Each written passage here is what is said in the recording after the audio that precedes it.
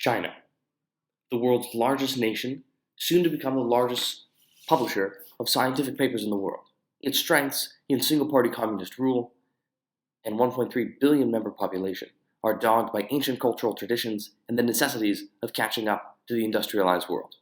Despite Deng Xiaoping's four modernizations, emphasizing good science for a strong nation, the terror of the Cultural Revolution lingers. The memory of purged intellectuals and scientists who were often sent to labor camps or killed stifles free and innovative thought today. It further stalled the development of strong teaching capabilities in China, so that the country has had to turn abroad, unlike its neighbor Japan, which is always focused on creating a full slate of domestic capabilities. This domestic conformity and foreign dependency will continue for decades. Though China is dependent upon foreign institutions to train its most talented scientists, Chinese are returning home in greater numbers. With its enormous population, China can afford for only a fraction of the 500,000 students and researchers it sends abroad each year to return home. The number of students going abroad will continue to grow at low double-digit rates. 7 out of 10 will never return to China. China has in part used this influx of trained scientists to surpass the United Kingdom to become the second largest publisher of papers in the world, with 3.6 million citable documents. The US has 7.8 million citable documents. But with an average growth rate of just 2.5% a year, China's 15% annual increase dwarfs this. China will outproduce the United States in the number of academic papers published yearly within 36 months. But China faces huge problems with their papers. Part of this is subject matter.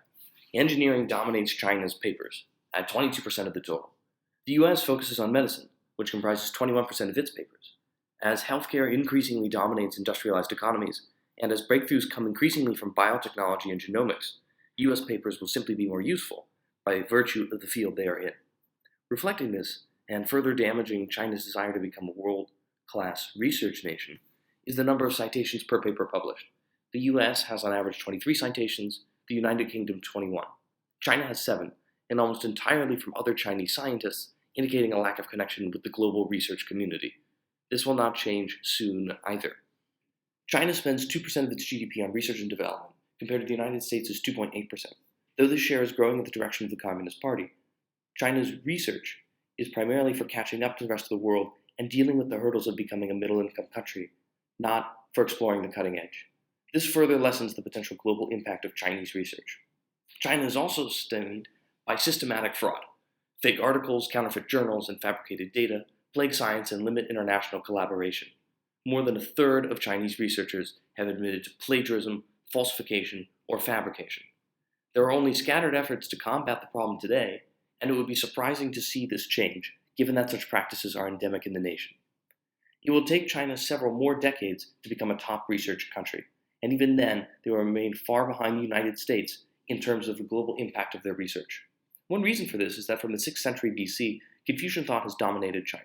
While providing national cohesion, it has diverted many of the best and brightest from science towards the idea of the scholar bureaucrat.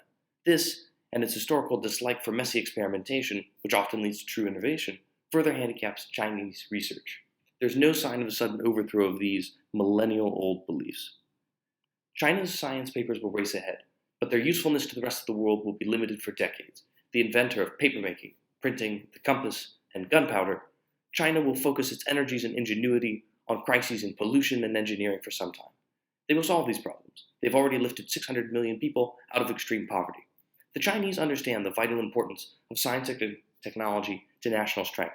But to jumpstart higher-level research, China would need to reduce fraud and restrict their science papers to those backed by quality research, which is unlikely given China's intensely competitive atmosphere, which pushes for publication, not innovation. China will unfortunately remain a second-class researcher for at least 2 decades.